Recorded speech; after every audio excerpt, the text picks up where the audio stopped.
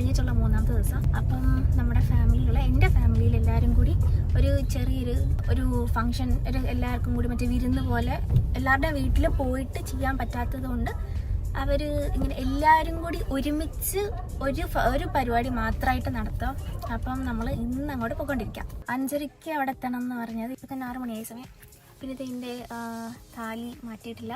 ഇന്നലെയായിരുന്നു താലി മാറ്റേണ്ടത്. മൂന്നാമത്തെ കല്യാണം കഴിഞ്ഞ് 3-ൻ്റെ അന്നായിരുന്നു താലി മാറ്റേണ്ടത്. പക്ഷെ ഇന്നലെ നമുക്ക് സമയം കിട്ടില്ല മാറ്റാനായിട്ട്, അതുകൊണ്ട് മാറ്റില്ല. ഇനി 7 ദിവസം കഴിഞ്ഞിട്ടേ മാറ്റാൻ പറ്റത്തുള്ളൂ. അപ്പോൾ അതുവരെ ഈ ചരടുണ്ട് വരും. ഇപ്പം ഞാൻ ആക്ച്വലി എക്സൈറ്റഡ് ആണ് എല്ലാവരെയും കാണാനായിട്ട്.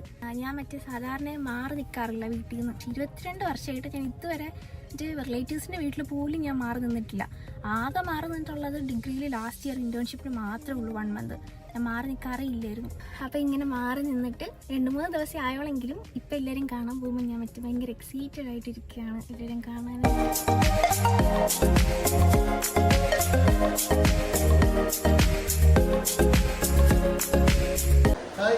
എന്നെ അറിയാമോ? നേരത്തെ അറിയാമോ?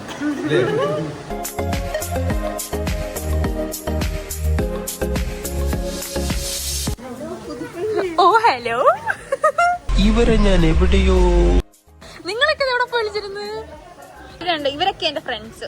വാ, എന്റെ ഫ്രണ്ട്സ് വരൂ. ഹലോ,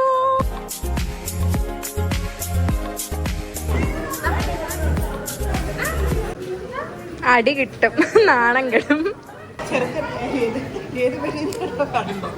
കൊള്ളാം, ഇഷ്ടപ്പെട്ടു. നല്ല ചെറുക്കൻ.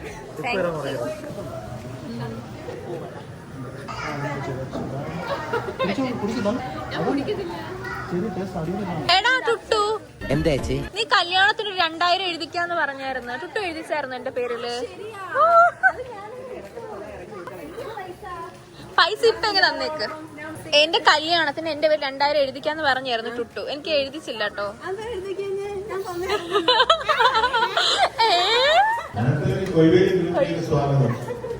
വാട്സപ്പ് ഗ്രൂപ്പിലേക്ക് ആഡ് ചെയ്യൂ. ഇപ്പൊ ഞങ്ങളറിയില്ല.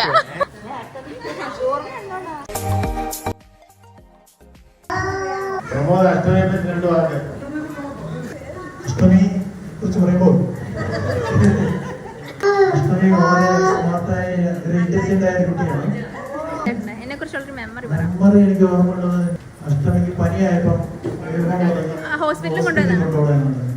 ഒന്നും അറിയില്ല. അന്നത്തെ ദിവസം 3 നല്ല അഷ്ടമി സ്വന്തമായിട്ട് പോയി ചീട്ടെടുത്ത് ഡോക്ടറെ കണ്ട് മരുന്ന് മേടിച്ചത്.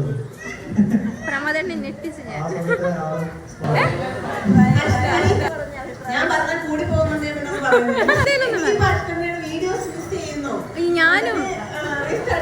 ഞാൻ കല്യാണം കഴിഞ്ഞ് പോയപ്പോ ഞാൻ പ്രതീക്ഷിച്ച് നിങ്ങളെങ്കിലും കരയുമെന്ന്. നിങ്ങൾ കരഞ്ഞില്ലല്ലേ? എനിക്കത് സങ്കടമായി. അവര് ചിരിക്കുമായിരുന്നു, പൊട്ടിച്ചിരിക്കുമായിരുന്നു.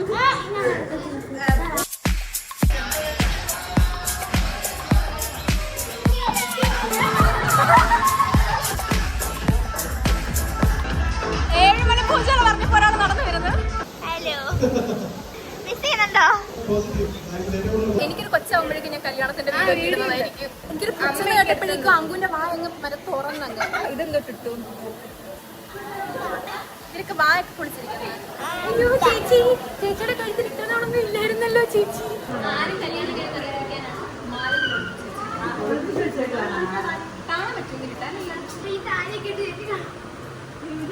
കരഞ്ഞി അഷ്ടമി താലി ഫ്ലെക്സ് ചെയ്തു.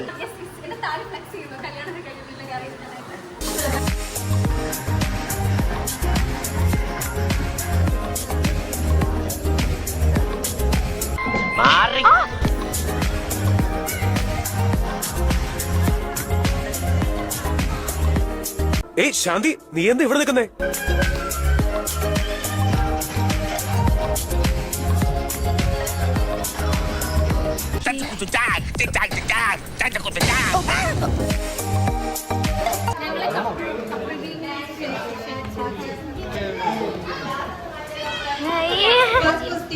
നിങ്ങൾ തമ്മിൽ വഴക്കിടുമ്പോ ആദ്യം സോറ് പറയുന്നാരാ? വേഗം പൊക്കിക്കും.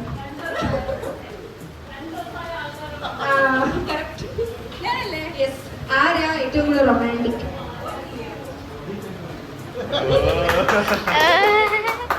ചുമ്മാ ഒരു വഴക്ക് ആദ്യം സ്റ്റാർട്ട് ചെയ്യുന്നാരാ?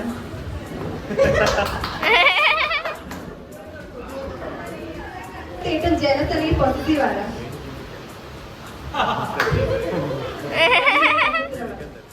ഒരു ഇമോഷണൽ മൂവി ഒക്കെ കാണുകയാണെങ്കിൽ ആദ്യം ആരായിരിക്കും കരയുന്നു?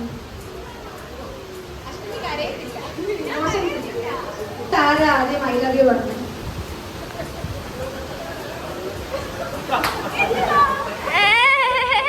ആരുടെ സ്വഭാവം കാണുമ്പോഴാണ് എടുത്ത് കിണറ്റിടാൻ തോന്നുന്നത്? എന്താ ഉത്തരമേ?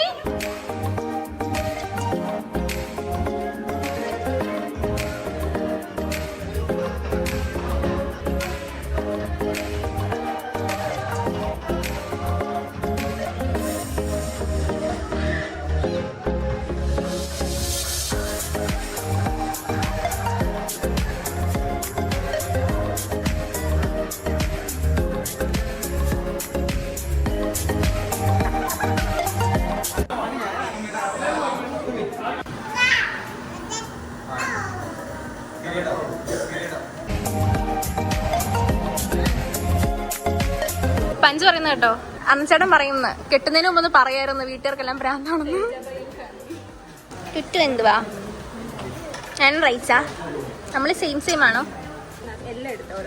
ദേവ് അങ്ങ് വെട്ടി വിഴുങ്ങാനായിട്ട് വന്നതാ ഇന്ന്. പഞ്ച് പിന്നെ എല്ലായിടത്തും പോയി വെട്ടി വിഴുങ്ങുന്നോണ്ട് കുഴപ്പമില്ല. അമ്മു എന്തോ കഴിക്കുന്നേ? പാപ്പോ? എന്താ പാപ്പം? പാപ്പത്തിന്റെ പേരെന്തുവാ? ചിരിയുണ്ട. ഇവിടുത്തെ എല്ലാവരും ഐസ്ക്രീം തീറ്റി കാരണം ആ ചേട്ടന്മാർ ഐസ്ക്രീം ഒക്കെ എടുത്തൊക്കെ മാറ്റി വെച്ച്. അമ്മൂമ്മ എന്നെ അവിടെ ഇവിടെയൊക്കെ നിന്ന് നോക്കിക്കൊണ്ടിരിക്കുവാ ഇങ്ങനെ. നല്ല രസമുണ്ട്. നോക്കി